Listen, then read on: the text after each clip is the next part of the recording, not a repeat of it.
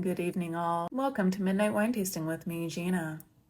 Let's drink some wine. Let's start here. We are going to start in Catalonia, Spain.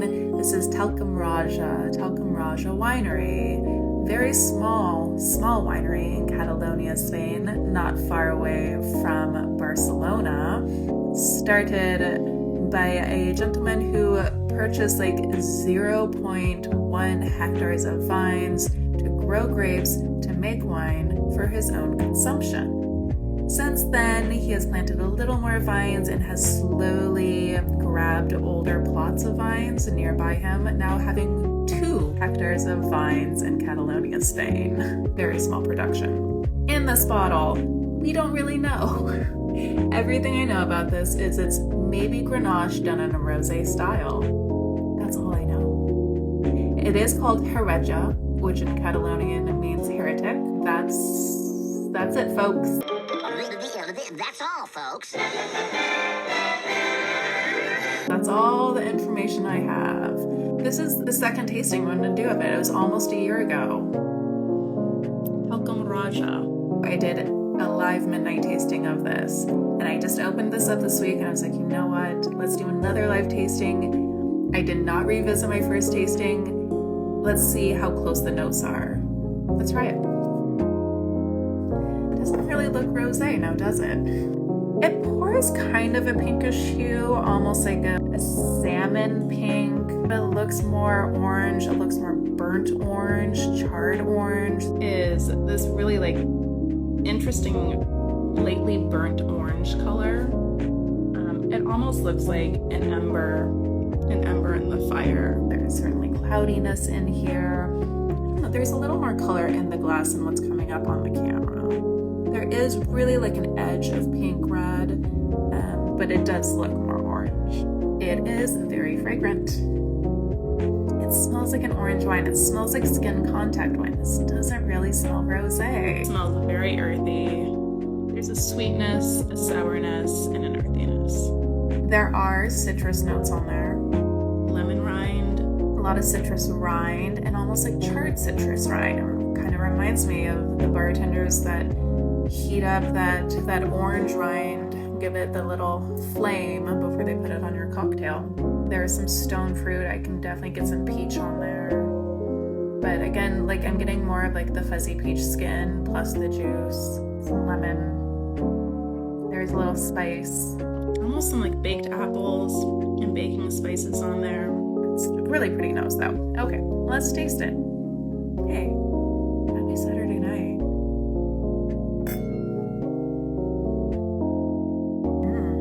There's no way this is Rosé of Grenache. I can't believe it. It can't be. Peach and peach skin, maybe like charred peach, grilled peach. There are some spices in there, like a little warming spices, but not sweet warming spices, more like Moroccan spices, North African spices, maybe like a za'atar, minus the sesame. Sumac? Ooh, I like sumac. Maybe there's some sumac in here. Yes. It's got a tartness. There's lots of acid. There is a touch of light tannin that you would normally get on a skin contact wine, not so much a rosé. It has a clean finish. The tannins linger beyond the finish of the wine. It reminded me of scorched earth. Hot scorched earth. Like a brush fire, a quick brush fire that just took down the low yielding vegetation but left everything else standing. Just kind of left that earth just slightly scorched, slightly burned, but still fresh and lively and growing. I'm sticking to that. I think that was a great calling. It's kind of hot and sizzling, a little burnt, but still alive. Sticks, can I say sticks? Like you're walking your way through old growth forest that's on the drier side. I had this paired this week with our vegetarian entree. It was silka crepes, so chickpea flour crepes with Swiss chard stuffed in them. There was a Meyer lemon scented chickpea puree and cauliflower done in 2 ways, both pickled cauliflower florets and breaded and deep fried cauliflower. Yeah, welcome. Perfect. This is a food wine. I would have this with dinner, but it would have to be a specific dish. If you do like a lemon chicken, if you're working with Indian food, North African food, Moroccan food, this would be great with Moroccan food. You want something with a little bit of spice, some exotic flavors in there. This would be awesome. Greek food, I think this would be great with Greek food. It's 11% alcohol. Just says rosé wine of Spain. I don't think this is rosé. It's kind of interesting to think too that this could be a rosé, because it certainly looks more like an orange wine. Kind of drinks more like an orange wine too. I think this is an orange wine. Shall we continue? Let's continue. This is a pretty label. Look at you, pretty label. Okay, we are gonna go into Argentina. Mendoza, Argentina, into Maipú, Mendoza, Argentina. Your poo, my poo, whose poo? Wow, stop it. This is Krontiras, a husband and wife team in Mendoza, Argentina. Husband is Greek, wife is Argentinian. They have an estate, they have 2 vineyards, they grow organic and biodynamic. They have a beautiful winery.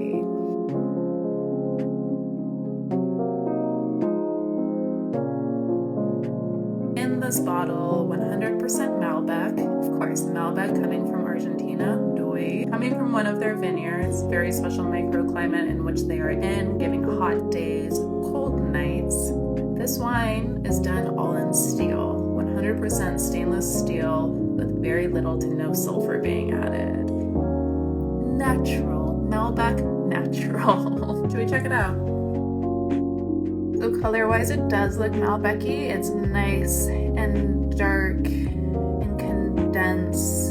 It's like a really beautiful dark purple with ruby red. It edges out slightly. Nice light. You can almost get like a bluish tinge on the edges, which is really fun to see. Kind of that purple move into red, move into blue. It's clean and it's pristine. I am almost at the bottom of this bottle and there's no sediment. It smells juicy. Oh, it smells really pretty. Oh, it smells really pretty. Okay, I'm definitely getting blueberry juice. I'm getting pomegranate juice. Maybe a little strawberry juice. There's a hint of spice on there, like arbol chili and ginger, pickled ginger. In the notes it said green tea. I smell it. Wow, that's really pretty. Let's taste it.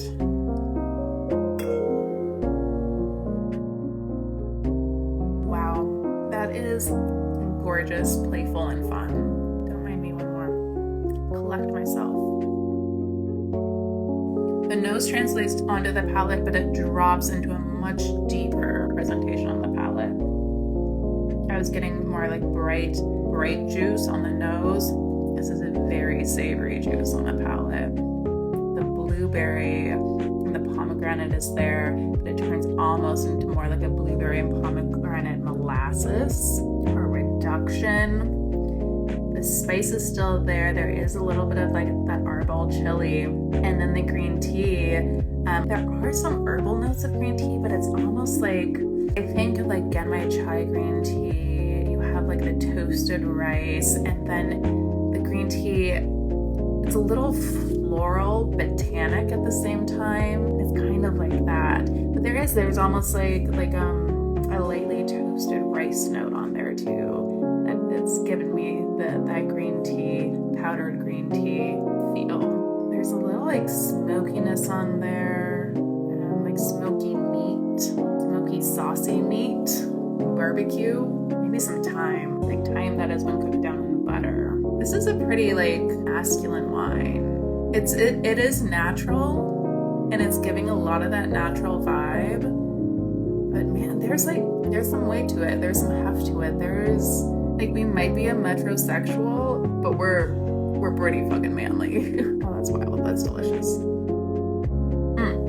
So what did I have this paired with this week? I had it with the perfect pairing. It was a main course meat pairing of pure country pork loin that had been grilled and brushed with a little herb butter. It was then topped with a pork cheek that was braised and glazed, a warm marble potato salad, and a mustard seed and pork jus. Sparkle, sparkle, sparkle. Amazing, amazing, amazing. Think about. Yeah, it's fucking perfect. It's, you know, the pork dish is kind of a fun, playful dish. This is a fun, playful wine. But man, we've got some structure, we've got some juice, we've got some tannin, we can handle the cheeks, we can handle the loin, we can handle those warm little marble potatoes, and then like all the astringency or like the acids of those mustard seeds and the celery, and yeah, awesome, great. Also, such a pretty label. Artist Ash did such a wonderful job. Again, I love finding wines that look pretty on the outside and taste pretty on the inside. Final wine, Feudo Montoni. Going Italy, baby. Italy. So Feudo Montoni in Italy, specifically Sicily. Parts of this estate has been around since the late 1400s. They like to work in the idea of cruise for Italy, so single vineyards. This isn't Etna, but this is still amazing. This is 100% Nero d'Avola coming from a single vineyard planted with pre-phylloxera vines. So from my understanding, because this winery has such a history, they have a beautiful collection of clippings.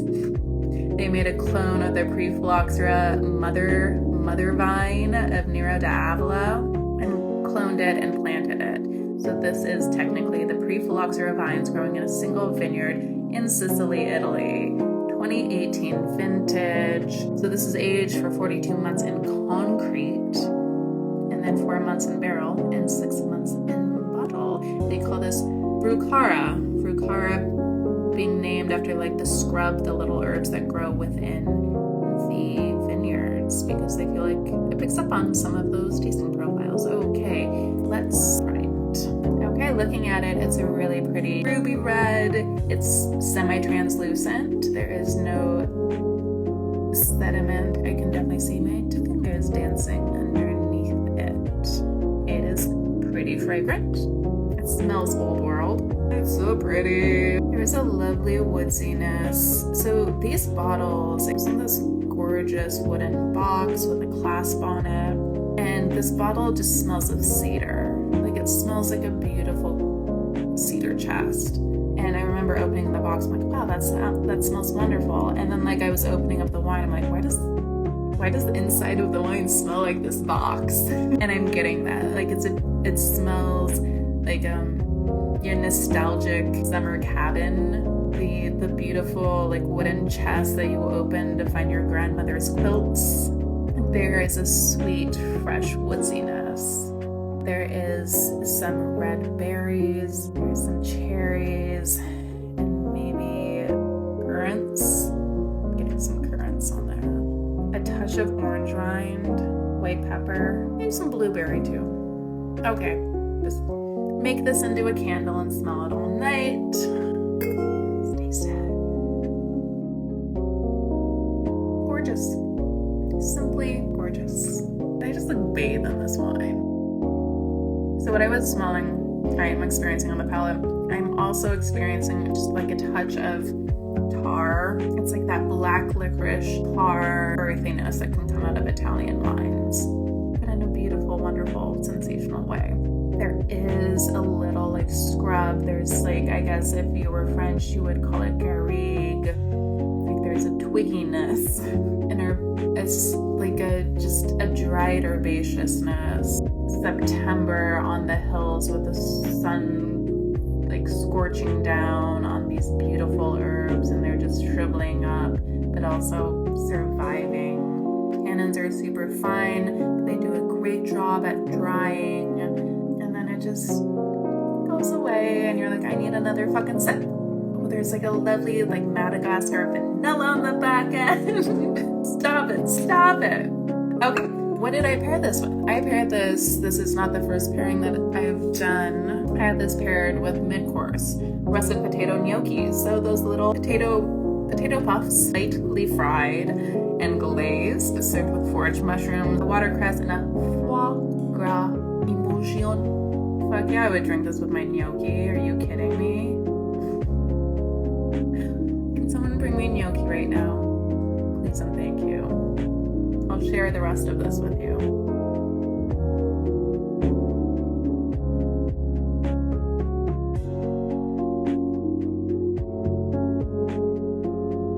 Oh, you want some damn music?